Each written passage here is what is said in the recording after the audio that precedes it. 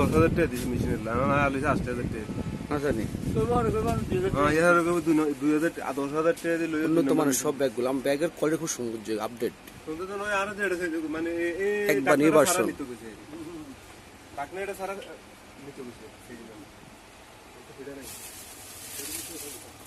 চাই ভাই শুরু করে দিতে লাস্ট ঠিক আছে আসেন আসেন আসেন ভালো ভালো মডেল আপডেটের ব্যাগগুলো আছে দেখেন সব আপডেট একদম নির্বাসন এগুলো আপনাদের